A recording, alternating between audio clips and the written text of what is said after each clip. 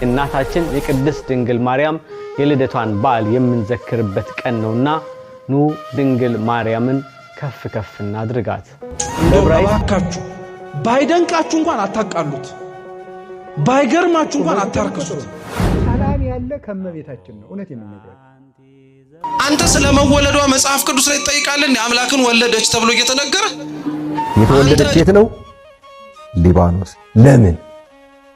እናት አባቷ ቤት አልነበራቸውም? ካል ነበራቸው። ተመለከቷት። እዩዋት እስኪ አለባበሷ፣ እዩዋት እስኪ ትህትና፣ እዩዋት እስኪ ስብዕና። የሚያዛኝን ከልቤ ነው። እኔም እመቤታችን እንድትገለጥልኝ አልፈልግም። ለምን አይሆንልኝማ? እሷ ፊት መቆም ለኔ እንዴት አድርጌ ነው? ድንግል ማርያም ፈልጌ አንቺን ምስጋና አላገኘው። እመቤታችን በጣም ቅርብ ናት። እውነቴን ነው የምናገረው። በጣም ድንግል ማርያም እኔ አላባ ጊዮርጊስ ባንቺ የምተማመነው ቦቻ ድንግል ሆይ በኃጢአት ፍትወት የተጸነስሽ አይደለም፣ በሕግ በሆነ ሩካቤ ከሐና ከኢያቄም ተወለድሽ እንጂ። ድንግል ሆይ አንገታቸው እንደሚያገዝፉ እንደ ዕብራውያን ሴቶች ልጆች ዋዛ ያደግሽ አይደለሽም፣ በንጽሕና በቅድስና በቤተ መቅደስ ኖርሽ እንጂ። ድንግል ሆይ ምድራዊ ህብስትን የተመገብሽ አይደለሽም፣ ከሰማይ ሰማያት የበሰለ ሰማያዊ ህብስትን ነው እንጂ። ድንግል ሆይ ምድራዊ መጠጥን የጠጣሽ አይደለሽም፣ ከሰማይ ሰማያት የተቀዳ ሰማያዊ መጠጥን ነው እንጂ። ነገ ግንቦት 1 የእናታችን የቅድስተ ቅዱሳን የንጽሕተ ንጹሐን የብጽዕተ ብፁዓን የቅድስት ድንግል ማርያም ወላዲተ አምላክ እመብርሃን ሰዓሊተ ምሕረት ልደቷ ነው። አደራ ይሄ ቪዲዮ ለብዙ ሰዎች እንዲዳረስና ብዙ ሰዎች እንዲያውቁትና እንዲጠቀሙበት ኮፒ ሊንክ እንድታደርጉት ጠይቃለሁ። በጉጉት የምንጠብቀው የተለያዩ ቅዱሳን በየጊዜው ሲነሱ ራሷን እናታችንን ቅድስተ ቅዱሳን ቅድስት ድንግል ማርያምን እናታችን ሆይ ከበዓላቶችሽ በሙሉ የትኛውን በዓልሽን ተወጃለሽ ባሏት ሰዓት እኔስ ልደቴን እወዳለሁ ያለችላቸው የእናታችን የቅድስት ድንግል ማርያም ወላዲተ አምላክ እመብርሃን የተወለደችበት ትልቁ በዓል ደረሰ። ኢያቄምና ሐና ሰማይን ወለዱልን፣ ሰማያቸውም ፀሐይን አወጣችልን፣ አስገኘችልን። የዓለማችን ወላጆች ነቢያትን፣ ሐዋርያትን፣ ጻድቃንን፣ ሰማዕታትን፣ ደናግልን፣ መነኮሳትን ወልደው ተባርከዋል፣ ተመስግነዋል፣ ተወድሰዋል። ኢያቄምና ሐና ግን ፍጥረት ሁሉ በአንድነት ቢሰበሰብ በእግሯ የረገጠችውን ትቢያ እንኳን መሆን የማይችል የሰማይንና የምድርን ንግሥት የእግዚአብሔርን እናታችን ቅድስተ ቅዱሳን ቅድስት ድንግል ማርያምን ወለዱልን። ለጨለመው ዓለም የብርሃን መቅረዝ ሆና ተጠቅመን ዘንድ አንድም ትንቢቱና ምሳሌው ይፈጸም ዘንድ እናታችን ቅድስት ድንግል ማርያም በዚህ ቀን ግንቦት 1 ከ2022 ዓመታት በፊት በሊባኖስ ተራራ ተወለደችልን። ጥንተ ነገሩስ አመጣጡ ታሪኩ እንዴት ነው ያልን እንደሆነ ከነገደ ይሁዳ የሚወለድ ቅዱስ ኢያቄም የሚባል ደግ ሰው ከነገደ ሌዊ ወይም ደግሞ አሮን የተወለደች ሐና የምትባል ደግ ሴት አግብቶ በሕጉ ጸንተው በሥርዓቱ ተጠብቀው ይኖሩ ነበር። ነገር ግን ልጅ ስለሌላቸው በዘመኑ ሰዎች ልጅ የላችሁም እየተባሉ ይናቁ ነበር። ኦሪታውያን ልጅ የሌለውን ሕጡአ በረከት ከበረከተ እግዚአብሔር ጸጋ የራቀ ነው ብለው ያምኑ ነበር። ኢያቄምና ሐና ልጅ እንዲሰጣቸው ሲጸልዩ ሲያዝኑ ዘመናቸው አልፎ አረጁ። እነሱ ግን የሚያመልኩት የአብርሃምና የሳራን አምላክ ነበርና በፍጹም ተስፋ አልቆረጡም። የለመኑትን የማይረሳ ጌታ በስተርጅናቸው ድንቅ ነገርን አደረገላቸው። አንድ ቀን እርግቦች ከጫጩቶቿ ጋር ስትጫወቱ አይታ እናታችን ቅድስት ሐና አምርራ አለቀሰች። እንስሳትንና አራዊትን አዕዋፋትንና እጽዋትን በልጅ በጸጋ ባርከህ የምታኖራቸው ጌታ ሆይ ምነው እኔን ልጅን ሐናን ድንጋይ አድርገህ ፈጥረኸኛልን ብላ አምርራ አለቀሰች።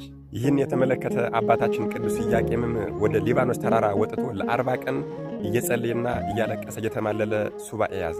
በ40ኛው ቀንም ሁለቱም በአንድ ቀን ሕልምን ያልማሉ። እርሱ ነጭ ርግብ ሰማያትን ሰንጥቃ ወርዳ በእናታችን በቅድስት ሐና ጆሮ ገብታ በማኅፀኗ ስትቀመጥ አየ። እርሷ ደግሞ የአባታችን የቅዱስ ኢያቄም በትር አብቦ አፍርቶ የሚያምር ፍሬን አውጥቶ ከዚያ ፍሬ ሰዎች ተሰብስበው እየጣፈጣቸው ሲመገቡ ታያለች። አባታችን ቅዱስ ኢያቄም ከሱባኤ እንደተመለሰ ሁለቱም ያዩትን ራእይ አይተው ተጨዋውተዋል። የእግዚአብሔር ፈቃድ ይሁን ብለውም ለ7 ቀናት ጸንተው ቆይተዋል። በ7ኛው ቀን ማለትም ነሐሴ 7 መልአከ ብስራት ቅዱስ ገብርኤል ክንፉን እያማታ ወደ እነርሱ መጣ። ዓለም የሚድንበት የፍጥረት ሁሉ መመኪያ የሆነች ልጅን ትወልዳላችሁ አላቸው። እነርሱም በጣም ደስ አላቸው፣ እግዚአብሔርንም አመሰገኑ። በሥርዓቱ መሠረትም አብረው በግብር ተገናኝተው እናታችን ቅድስተ ቅዱሳን ቅድስት ድንግል ማርያም ወላዲተ አምላክ ሊቁ አባታችን ኦ ድንግል ኃጢአት ባለበት ፍትወት የተጸነስሽ አይደለም እንዳለ ነሐሴ 7 ቀን ተጸንሳለች። እናታችን ቅድስተ ቅዱሳን ቅድስት ድንግል ማርያም ከተጸነሰች በኋላም በቅዱሳኑ ኢያቄምና ሐና ላይ ብዙ ፈተናዎች መምጣት ጀመሩ። ምክንያቱም እናታችን ቅድስተ ቅዱሳን ቅድስት ድንግል ማርያም ገና በእናቷ ማኅፀን ውስጥ እያለች ነበር ተአምርን ማድረግ የጀመረችው። እናታችን ቅድስት ሐናን በመጸነሷ እንኳን ደስ አለሽ ሊሏት የመጡ በሽተኞች ሰዎች በሙሉ ተፈውሰው ይሄዱ ነበር። በአንድ ወቅትም የእናታችን የቅድስት ሐና ዘመድ አርፎ ሙቶ እሱን ሐዘን ልትደርስ በሄደችበት ጊዜ እናታችን ቅድስት ሐና በኦሪት ልማድ እያለቀሰች የአስከሬንን ሸንኮር በያዘችው ጊዜ ያ ሙቷል ተብሎ ይቀበር የነበረው አስከሬን አፈፍ ብሎ ተነስቶ ለእናታችን ለቅድስት ሐና ከማኅፀኗ ስላለችው ለቅድስተ ቅዱሳን ለቅድስት ድንግል ማርያም ሰግዷል። የአምላክ እናት መሆኗንም ብዙ ነገሮችና ትንቢቶችንም ተናግሯል። በዚህም የተነሳ አይሁዳውያን ጥምድ አድርገው ይዘዋቸዋል። ከዚያም እንደማያኖሯቸውና እንደሚገሏቸው ሲያውቁ ወደ ሊባኖስ ተራራ ተሰድደዋል። በዚያም እንዳሉ እናታችን ቅድስተ ቅዱሳን ቅድስት ድንግል ማርያም ወላዲተ አምላክ እመብርሃን ግንቦት 1 ቀን በሊባኖስ ተራራ ላይ ተወልዳለች። እንኳን ደስ አላችሁ። ይህ ቀን የእመቤታችን ሳይሆን የዓለሙ ሁሉ ልደት ነው። ስለ መጥምቀ መለኮት ቅዱስ ዮሐንስ ልደት በሊቀ መላእክት በቅዱስ ገብርኤል አንደበት በመወለዱ ዓለም ሁሉ ሰዎች ሁሉ ደስ ይላቸዋል ከተባለ በወላዲተ አምላክ በዓለም እናት በቤዛችን በአማላጃችን በእናታችን በቅድስተ ቅዱሳን በቅድስት ድንግል ማርያም መወለድማ እንዴት ደስ አይለን? እንዴት ሐሴት አናደርግ? እሺ በቤተ ክርስቲያናችን ትውፊት መሰረት እናታችን ቅድስት ሐናና አባታችን ቅዱስ ኢያቄም ወደ ደብረ ሊባኖስ ወደ ሊባኖስ ተራራ ሲሰደዱ ምንም አይነት ስንቅ አልያዙም ነበር። ምክንያቱም አይሁዳውያን ይገሉናል፣ ያጠፉናል ብለው በሽሽት ላይ ሲሄዱ ስንቅ አልያዙም ነበር። በዚህም የተነሳ ድንኳን ጥለው ንፍሮና ጥራጥሬ ይበሉ ነበር። ለዚህም ምሳሌ ግንቦት ልደታን ስናከብር እኛም በውጭ በኩል አንዳንድ ጊዜ ድንኳን እየጣልነ ካልሆነም ደግሞ ዝም ብለን ጥራጥሬና ንፍሮ እየቀቀልነ በዓሉን እናከብራለን። ይሄ ደግ የሆነ ምግባርና ምሳሌ ግን አሁን በእኛ ዘመን በዚህ በወጣቶች በኃጢአተኞቹ ተበላሽቷል። አዎ እናታችንን ለመውለድ ሲሉ የተሰቃዩትን ወላጆቿን አስበን ንፍሮ ቀቅለን ሳይሆን የምንበላው ድንኳን ጥለን ምን እንደምናደርግ ሁላችንም እናውቀዋለን። እጅግ በጣም በሚያሳዝን ሁኔታ እንበላለን፣ እንጠጣለን፣ እንሰክራለን፣ በጣም እንጠግባለን። ከዚያም አልፎ ደግሞ እንጨፍራለን፣ እንዘሙታለን። አባቶቻችን ያስቀመጡልን የግንቦት ልደታ የእናታችን የቅድስት ድንግል ማርያም የልደት አከባበር ይህ አይደለም። ቤተ ክርስቲያን በማደርና ወደ ቤታችን ከተመለስን በኋላ ደግሞ በፍቅርና በአንድነት ተሰብስበን ለችግረኞች በመራራትና በማዘን እንድናከብረው ነው የታዘዝነው። ስለዚህ ወጣቶች ይህንን ቪዲዮ ለሁሉም በማዳረስ የበዓል አከባበራችንን ዘይቤ እንድናስተካክልና ወደ ቀደመው ፍቅራችን እንድንመለስ ስል መልእክቴን አስተላልፋለሁ።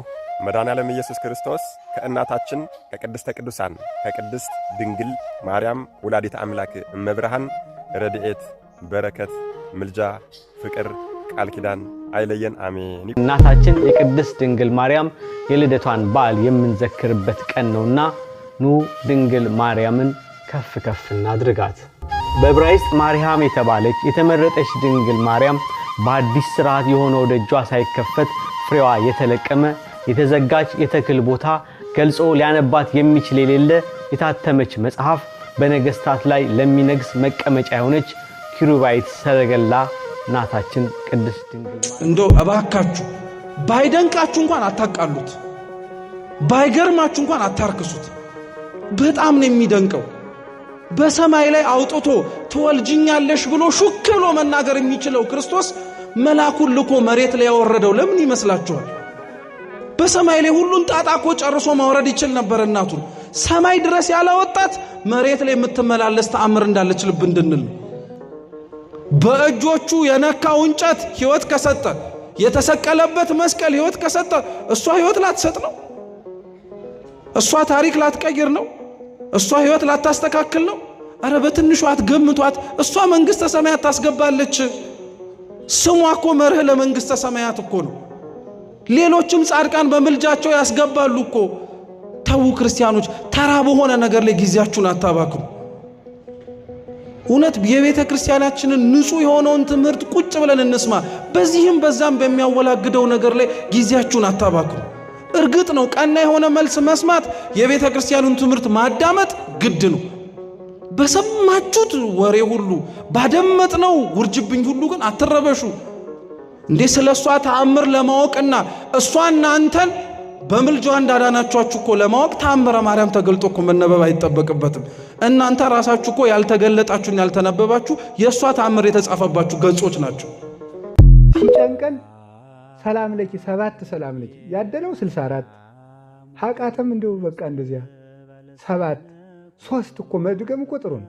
ሰላም ያለ ከመቤታችን ነው። እውነት የምነግረው ሰላም ለኪ ብትደግሙ ብንደግም ሄደን የጨነቀንን ሁሉ በደቂቃ እርግፍ ተደርጓል። አንተ ስለመወለዷ መጽሐፍ ቅዱስ ላይ ትጠይቃለህ? አምላክን ወለደች ተብሎ እየተነገረ አንተ እድገቷን ካላየሁ አላምንም ትላለህ እንዴ? ጀርባዋን እንደ ኪሩቤል ዙፋን ሳይቆረቁሮ አምላክ አደረበት ተሸክመው ዞረች እየተባለ የሚገርም እኮ ነው። ክብሯን አለማወቅ ነው። የሌላውስ እሺ ክብሯን ባያውቀው አይገርምም። የኛዎቹ ግን በጣም ይደንቃል። እኛ ክብሯን አለማወቋን ጠንቅቀን እስኪ እንደው ታሪካቸው ተወለዱ፣ አደጉ፣ ኮተኮቱ፣ ወጡ፣ ወረዱ ተብሎ በዛው አምላክን ጸንሷል የሚል ሌላ ሰው ታሪክ ታውቃላችሁ? እና እንዴት ነው አምላክን መጽነስ የቀለለብን ወገን? እንዴት ነው አምላክን በድንግልና መውለድ ዝቅ ያለብን? ኧረ ተው፣ ክብሯን እንወቀው እንጂ እማትሉበት አናውላት። ክብሯን ጠንቅቆ የሚያውቅ ሰው ጉንጭ አልፋ ንግግር ውስጥ ራሱ አይገባ። የተወለደች የት ነው? ሊባኖስ። ለምን? እናት አባቷ ቤት አልነበራቸውም ካል ነበራቸው። አባቷ ኢያቄም እናቷ ሐና ሕግ ተወስኖ ሲኖሩ ቤት ነበራቸው። ታዲያ ለምንድን ነው እመቤታችን ከሁሉ በተለየ ሁኔታ በቤት ውስጥ ሳይሆን ሊባኖስ በሚባል ተራራ የተወለደችበት ምክንያት ምንድን ነው? ከተጸነሰችበት ሰዓት ጀምሮ ተአምር ታደርግ ነበር። አይሁድ ብዙ ጊዜ ምቀኞች ናቸው። ብዙ ጊዜ አይደለም፣ ሁሉ ጊዜ ምቀኞች ናቸው። በጣም ምቀኞች። ስትጸነስ አይነ ስውር እንዲበር አድርጋለች። ወይም አንድ አይና ሴት ነበረች። የዚያች አይን የሐናን ማህፀን ዳሳ አይኗን ብታሸው አይኗ ብርሃን ሆኖላታል። የሞተ ሰው ማስነስታለች። ማን? እመቤታችን ስትጸነስ። ከዚህ በኋላ አይሁድ ቀድሞ ከነዚህ ወገን የሚሆኑ ዳዊትና ሶሎሞን 40 ዘመን እንደ ሰም አቅልጠው እንደ ገል ቀጥቅጠው ገዙን። ደግሞ ዛሬ ከነዚህ የሚወለደው ምክንያቱም ሴት ትወለድ ወንድ ይወለድ አላወቁ። ከነዚህ የሚወለደው እንደምን ያደርገን ይሆን ብለው በሐናና በኢያቄም በጠላትነት ተነሱባቸው። እንግዲህ ዳዊትም ሶሎሞንም ሁለቱም 40 ዘመን ነው የገዙ። የመጽሐፍ ላይ የተመዘገበ ነው። አባትና ልጅ ናቸው። በጣም በሚገርም ሁኔታ ለምንድን ነው በምቀኝነት የተነሱባቸው ከተባለ ቅድም ያልኩት ቃል። ስለዚህ በሐና ላይ በጠላትነት ተነሱ፣ በኢያቄም ላይ በጠላትነት ተነሱ። የእግዚአብሔር መልአክ መጥቶ ኢያቄምን ሐናን ወደ አድባረ ሊባኖስ ወሰዳት አለው። ተጸንሳለች። ልትወለድ ስትል ተጸንሳለች፣ ግን ልትወለድ ስትል ከዛ ወሰዳት አለው። ከዛ በኋላ አድባረ ሊባኖስ ይዟት ሄደ። በሊባኖስ ተራራ እመቤታችን ግንቦት 1 ቀን ተወለደች። ይህን ትንቢት ግን አስቀድሞ ማን ተናግሮታል? ሶሎሞን። ምን ብሎ? ሙሽሪት ሆይ ከሊባኖስ ነይ ብሎ ማለት ነው። አዎ እግዚአብሔር ለእያንዳንዱ ምክንያት አለው፣ ጥበቡ አይመረመርም። ከዚህ የተነሳ የሐና መውለድ ሲሰማ በሀገራቸው በእስራኤል ባህል፣ የእስራኤል ባህልና የኢትዮጵያን ባህል በባህል ብዙ ጊዜ የሚያዝ ነገር አለ። አንዲት ሴት ስትወልድ በዳቦ በንፍሮ ትጠየቃለች። ዳቦ እየጋገሩ ንፍሮ እያነፈሩ እየቀቀሉ ሐና ካለችበት ወይም ሐና እመቤታችንን ከወለደችበት ቦታ እየሄዱ ጠይቋት። ይህ ትውፊት በቀጥታ ስለወረደ እኛም ግንቦት 1 ቀን ከቤታችን ንፍሮ አንፍረን ዳቦ ጋግረን በጋራ እንበላለን፣ እንጠጣለን። ትውፊቱ ይሄ ነው። ለዚህ የእመቤታችንን በዓል በማሰብ የቀረበውን ንፍሮ፣ የተጋገረውን ዳቦ፣ የተጠመቀውን ጠላ፣ ሌላም ነገር ቢሆን መንገድ ላይ መድፋት በጣም ትልቅ ስህተት። እንደዛ አይነቱ አምልኮ ባይድ ይባላል። ስንት ችግረኛ ባለባት ሀገር ላይ ይህን የመሰለ ንፍሮ መንገድ ላይ መድፋት አያሳዝንም? ይህን ዳቦ መንገድ ላይ መጣል አያሳዝንም? ጠላ ጠምቆ መንገድ ላይ መድፋት አያሳዝንም? ኑግ ታውቂያለሽ? ያን የመሰለ ነገር የሚጣፍጥ ነገር መንገድ ላይ መድፋት አያሳዝንም? እንዲህ አይነት ያልተገባ ባህል አለ። እንደዚህ አይነት ሰዎች ይህን ትምህርት ሰምተው በሚቀጥለው ዓመት እንደሚስተካከሉ ተስፋ እናደርጋለን። እመቤታችንን አትመለከቷት? እዩዋት እስኪ አለባበሷ፣ እዋት እስኪ ትህትና እዋት እስኪ ስብዕና ዝቅ ያለች እኮ ናት። ያዕቆብ ዘስሩግ እንደተናገረው በምድራችን ላይ እንደ እመቤታችን ዝቅ ያለ የለማልና እንደሷም ደግሞ የከበረ የለማል።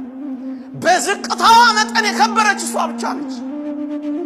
ዝቅ ካላልካታት ለምን አላዩዋትም እንዳትሉ ዝቅ አላሉማ። ለምን አላገኙዋትም እንዳትሉ የሉማ። ዝቅታው ላይ ከሌሉ ትዕቢት ላይ ካሉ እንዴት ያውቋታል? የሉ አያውቋት። እዚያ ኩፈሳቸው ላይ ካሉ አያውቋት። እነ ሜልኮል እንዴት ያውቋታል? እዛ ደርቡ ላይ ሆነው እንዴት ይረዷታል? እንደ ዳዊት ዝቅ ካላሉ እንዴት ይዘምሩላታል? ኩራታቸው ላይ ትዕቢታቸው ላይ ምስልቅናቸው ላይ ካሉ እንዴት ይቺን ሰማያዊት ቅድስት ድንግል ዝቅ ብለው ያገኛሉ? አያገኟትም አትሉ። እግዚአብሔር የሚገኘው በትሑታን ውስጥ፣ እግዚአብሔር የሚገኘው ዝቅ ባሉት ውስጥ፣ እግዚአብሔር የሚገኘው በተሸፋፈኑት ውስጥ። አትገላለጡ እህቶቼ። አጋንንትን የሚስቡ ልብሶች አትልበሱ። እደግመዋለሁ። እኔ ያዛኘን ከልቤ ነው። እኔም እመቤታችን እንድትገለጥልኝ አልፈልግም። ለምን አይሆንልኝማ? እሷ ፊት መቆም እንዴት አድርጌን? እስቲ ወደ ምስራቅ ይው አንድ ጊዜ ወደ ምስራቅ ስታዩ እስቲ ፀሐይቱ ይዋት አይናችሁ እንዳያማችሁ።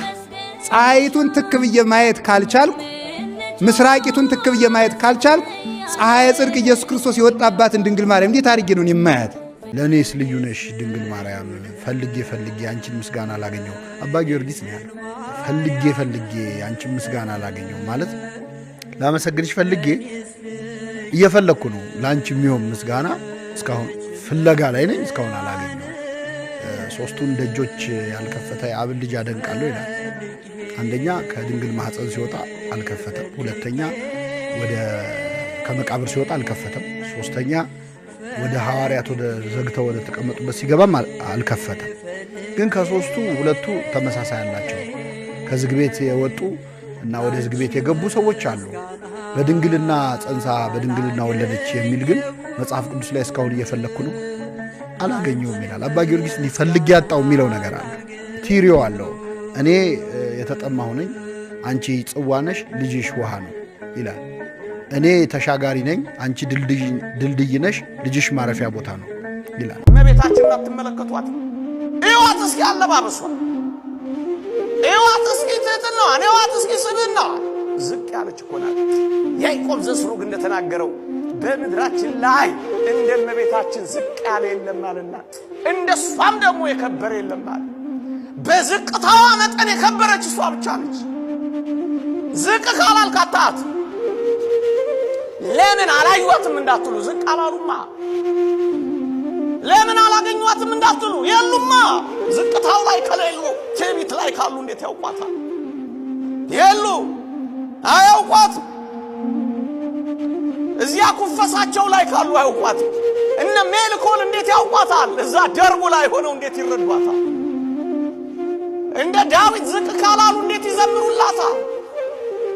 ኩራታቸው ላይ ትዕቢታቸው ላይ ምስልቅናቸው ላይ ካሉ እንዴት ይቺን ሰማያዊት ቅድስት ድንግል ዝቅ ብለው ያገኛሉ? አያገኟትም አትሉ። እግዚአብሔር የሚገኘው በትሑታን ውስጥ፣ እግዚአብሔር የሚገኘው ዝቅ ባሉት ውስጥ፣ እግዚአብሔር የሚገኘው በተሸፋፈኑት ውስጥ። አትገላለጡ እህቶቼ። አጋንንትን የሚስቡ ልብሶች አትልበሱ። እደግመዋለሁ። እመቤታችን በጣም በጣም በጣም ቅርብ ናት። እውነቴን ነው የምናገረው። በጣም በጣም ቅርብ ናት። ይሄ ሉቃስ ወንጌል ያለውን ጸሎት፣ ይሄ አምላክን በድንግልና የወለደች የእመቤታችን የማርያም ጸሎት፣ ማርያምም ማለች ነፍሴ እግዚአብሔርን ታላቅ ታደርገዋለች የሚለው ጸሎት ትልቅ ጸሎት ነው። ሰው ከእግዚአብሔር ጋር ሲታረቅ የተጸለየ ጸሎት ነው። ሰው ከእግዚአብሔር ጋር ሲታረቅ ይህንን ጸሎት ጸልየው ሰው የማይሻገረው ነገር የለም። አሁን በኢትዮጵያ ገዳማት በጣም ደስ የሚል ባህል አለ። ምንድነው?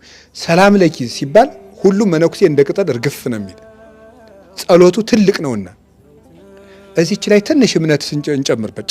በደንብ የልብ እምነት ነው። ማመን ማለት ድንግል ማርያም የአምላክ እናት ናት ማለውን እናምናለን። ተመስገን፣ በዚህ ችግር የለብንም። ግን ያስ እኛ ውስጥ እንደሚሰራልን ማመን ማለት ነው። በደንብ አድርገን ልባችን እግዚአብሔር እስቲ እንደው ሐዋርያት የሉቃስ ወንጌል ምዕራፍ 11 ላይ እንደምናነበው ጌታን ቀርበው አንድ ጥያቄ ጠይቀውታል። ጌታ ሆይ እምነት ጨምርልን እስኪ በሉ ሁላችሁ። ምን ጨምርልን አሉት? እምነት ጨምርልን አሉት። ለኛም ይጨምርልን። እምነት ይጨመራል፣ ያድጋል። ደግሞ የዓመቱ አለቃው ምንድነው ያለው? አለማመኔን እባክህ ጌታ ሆይ እስቲ አለማመኔን እርዳው በሉ። አለማመኔን እርዳው ማለት እንዲህ ሄድ ደካማ ሆኖ እንዲህ የሚለውን ትንሹን እምነቴን እባክህ አቁምልኝ ማለት ነው። አንተ ጉልበት ስጠው። ጉልበት የሌለውን እምነቴን ጉልበት ስጥልኝ። ጉልበት የሌለው እምነት ነው ያለን ሁላችን፣ ደካማ የሆነ እምነት ማለት ነው። አንድ ቀን ሲታጠፍ አንድ ቀን ሲዘረጋ ያንን እርዳው ነው። እና እመቤታችን እጃችንን ይዛ የምትመራ የቤተ ክርስቲያን እናት፣ ምልጃዋ የማይታጠፍ እናት ናት። ድንግል ማርያም እኔ አላባ ጊዮርጊስ በአንቺ የምተማመነው በውቅያኖስና በጠፈር መካከል ካለው አልማስ ድንጋይ ከተጠጋ ሰው በላይ የአንቺን መጠጊያነትን መካበታለሁ። ለምን ከአንቺ የተወለደው ለዳንኤል አናብስት ያሰገደ፣ ለሰለስቱ ደቂቅ እሳት ያጠፋ፣ ለእስራኤል በይል የከፈለ፣ ለዳዊት ጠላት ያጠፋ ነውና ምን እፈራለሁ? አሁን እንዲያስፈላኝ የአናብስቱን ጌታ፣ እሳትን አልፈላ የእሳቱ ጌታ፣ በይልን አልፈላ የበይሉ ጌታ፣ ከአንቺ ማኅፀን ተገኝቶልኝ ምን አይቼ ደነግጣለሁ ብሎ ይናገራል። ከማርያም የበለጠ መመኪያ የለም። ስለዚህ ሰማይ መች ቢሆን ምድር ወፍጮ ብትሆን ከመካከል አጣብቆ ቢፈጁ አንቺ እያለሽልኝ እኔ ምን እሆናለሁ? እንደ ኖህ ዘመን ሰማይ ንፍል ውሃ ቢያዝም ምድር የሚያፈላ ውሃ ብትወጣ አንቺ መርከብ ከሆንሽልኝ እኔ በመርከብ እሻገራለሁ። ስለዚህ እመቤታችን የሐዘናችን ሰዓሊት ናትና የሁላችንም ሐዘን ቆርጣ ትጣልን፣ በእውነትም ትጥልናለች። አይዟችሁ እንኳን የ40 ዓመት የ30 ዓመት ይሁንና የዘላለም ሐዘን ሽላልናለች። ደስታን ስለወለደችልን እኮ ነው፣ ሌላ ምንም አይደለም።